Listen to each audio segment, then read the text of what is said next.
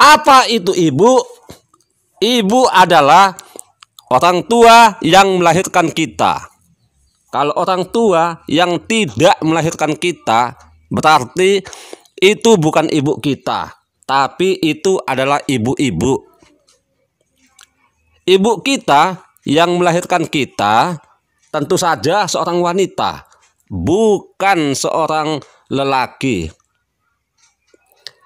Setelah disurvei dari data yang dipercaya, ternyata seorang ibu mengandung anaknya selama 9 bulan, bukan 9 tahun.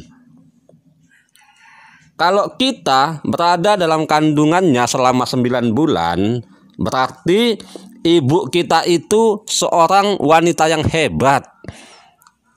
Karena ketika dia pergi kemana-mana, selalu membawa kita dengan perut yang membuncit.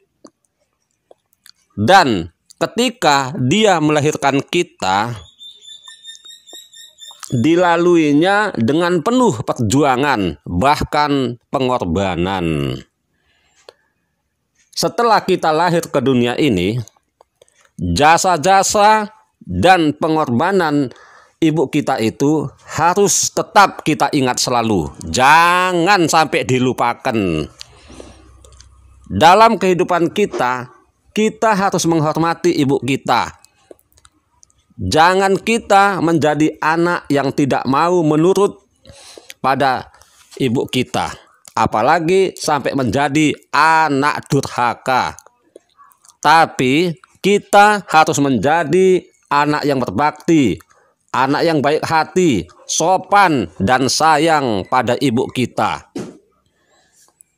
Semua ibu-ibu harus kita hargai dan hormati, sekalipun itu bukan ibu kandung kita.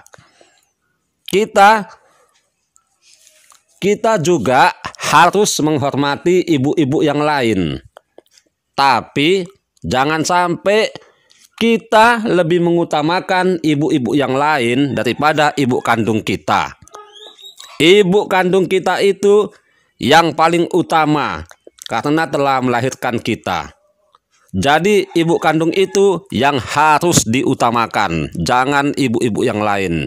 Ibu-ibu yang lain cukup dihargai dan dihormati saja. Kalau bisa pun, ibu kandung itu lebih dari segala-galanya bagi kita. Kalau seorang anak tidak mau mendengar nasihat, apalagi tidak mau menghormati ibunya, berarti dia bukan anak yang baik. Kalau dia anak yang baik, pasti dia akan menghargai dan menghormati ibu kandungnya. Seorang ibu tetaplah selamanya akan menjadi ibu bagi anaknya. Tidak akan pernah ada mantan ibu atau mantan anak. Sekalipun kalau ibu kita menikah lagi dengan lelaki yang lain, dia tetap ibu kita. Mungkin ayah tiri kita itu yang agak asing bagi kita. Kalau seorang ibu yang telah ditinggal mati oleh suaminya alias janda, dan dia sudah mempunyai anak, kemungkinan besar akan berpikir untuk menikah lagi. Mungkin dia tidak mau menikah lagi karena dia lebih mengutamakan anaknya daripada menikah dengan lelaki yang lain. Kalau seorang ibu tidak mau menikah lagi dan fokus membesarkan dan membiayai anaknya hingga sukses, berarti dia memang seorang ibu yang bijaksana. Mudah-mudahanlah di dunia ini, kalau ibu yang sudah menjanda, yang suaminya sudah meninggal dunia, tidak mau menikah lagi. Dalam keluarga yang ideal, kita harus mempunyai satu ibu, satu ayah. Jangan punya dua ibu, apalagi sampai punya 10, 100 orang ibu. Kalau kita punya 100 orang ibu, berarti ayah kita menikah sampai 100 kali. Waduh, janganlah sampai hal ini terjadi. Janganlah sampai menikah sampai 100 kali. Nanti bisa ribet.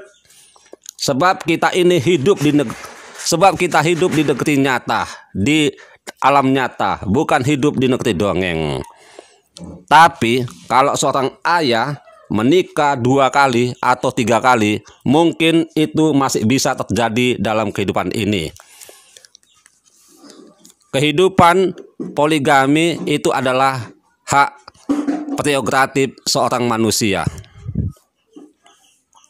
Saya sangat bersyukur pada ayah saya, karena beliau hanya sekali saja menikah dengan ibu saya. Semoga semua ibu-ibu yang ada di dunia ini selalu sehat dan berbahagia di hari tuanya.